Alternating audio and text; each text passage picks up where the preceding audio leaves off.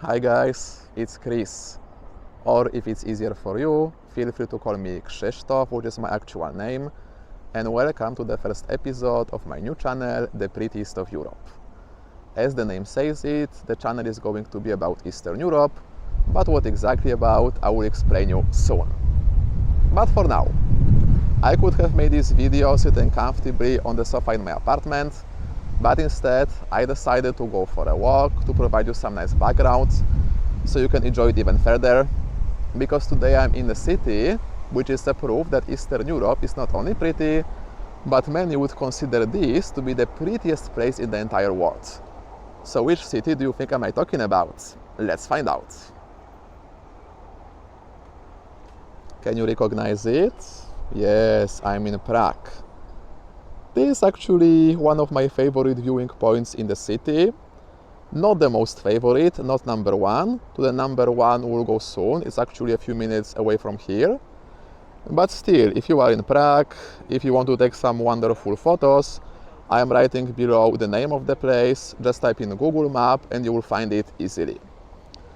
And for example, from here you can see the most iconic Prague landmark, Charles Bridge, which is not the one closer to me, it's the one after. What else can you see from here? You can also see a copy of Eiffel Tower. Yes, Czechs have their own Eiffel Tower. Can you see there is that little tower above the church with green cupola? And it's actually higher than Eiffel Tower, but obviously if you count with the hill, right? So normally Eiffel Tower would be roughly 6 times higher, but still, some Czechs tell me we are better than French, better than Parisians, our tower won, but it still depends how you count it, right? With the hill, obviously this tower is higher, and in Prague always say Czech tower is higher, Czechs will be happy. And this tower was constructed in year 1891. There was an exhibition, something like today's expo, when Czech architects made several modern-looking buildings around Prague without any particular purpose. So it was more to show off their skills. And for example, from that year is copy of Eiffel Tower. Now there is a viewing point. And also from the same year is the pavilion, which is nearby me. Can you see it? And today there is a cafe inside that pavilion. And is the cafe nice? Well, what can I say? The view from the cafe is nice. Okay, so let's continue walking, and on the way I will tell you more about my channel.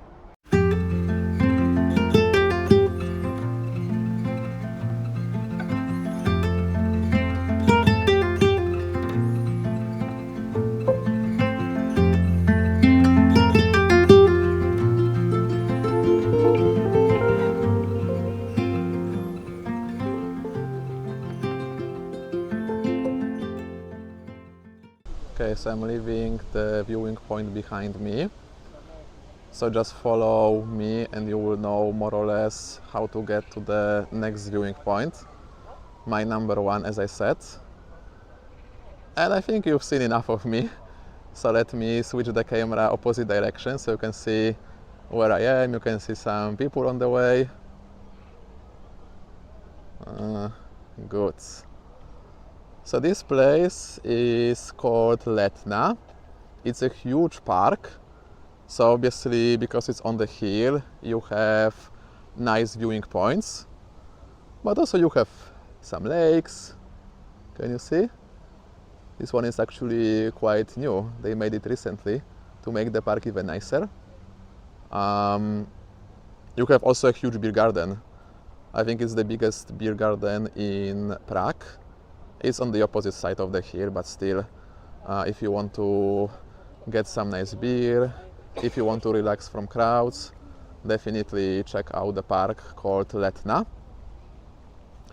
And about my project, I promised to explain you more about it. So basically, my goal is to show you that Eastern Europe is pretty. Maybe some of you will consider this to be the prettiest region that you've ever visited in the entire world. And even if you find it interesting, basically that's my goal, right? That you will want to come back, or that you will want to visit this region for the first time. And obviously I will speak mostly about things useful for travelers, which places to visit, information about those places, some recommendations. But also I'm going to treat topics like food, culture, politics. So whether you are visiting, living as an expat, or just interested in Eastern Europe, definitely subscribe. You will find here a lot of useful and interesting content. And I know that there is some information out there. There are some bloggers posting about Eastern European destinations, but I don't think there is like a dedicated channel just to Eastern Europe. So basically, some bloggers might tell you 10 best places to visit in the Czech Republic, or 10 most beautiful sites to see in Warsaw, which is great, but normally information that you can find there is very limited. On the other hand, if you join a private tour, sometimes it might feel a little bit overwhelming, like your guide will provide you just too many names and too many dates. And you can ask, so what is my background? So apart from the fact that I studied things related to history, languages, for the last couple of years I've been working as a tour guide, guiding people around Eastern Europe. And I think I found a perfect recipe for a great tour. So as I said, on one side, what you find on the internet, what is written by bloggers, or in the guidebooks, the information can be very limited.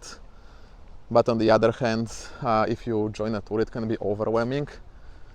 So my goal is to balance it out and to make my content on one hand light and funny when possible, but on the other hand also interesting and informative.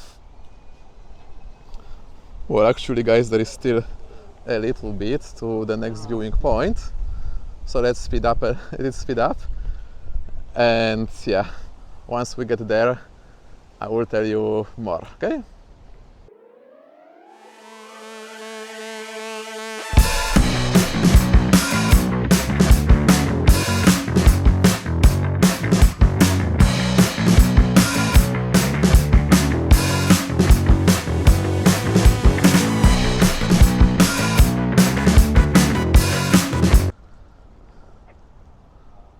I stopped here before this little bridge because on the left we are passing by Villa of Prime Minister.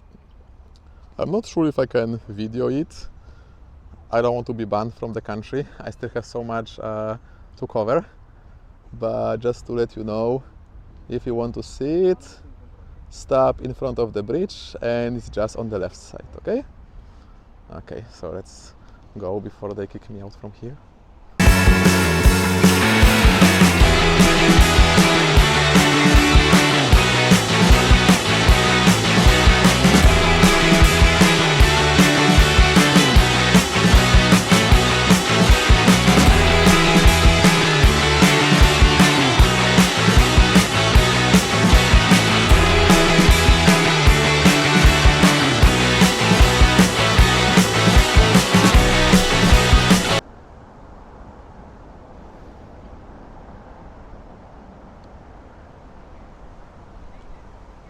Okay, so we arrived to the next viewing point, my favorite one. There are two reasons why I prefer this one than the other. So first of all, there are not too many people. You can see there are just two people sitting on the bench behind me. So if you want to take some nice photos, but without too many crowds, because the other viewing point definitely had more people, come to this one. So it's the first advantage. And second is that you can see everything that the other viewing point offered, but also much more. You can see Charles Bridge, you can see Petrin here, where the copy of Eiffel Tower is, but you can also see Castle and Cathedral, which was not visible from the other viewing point, right? So definitely this one is much better.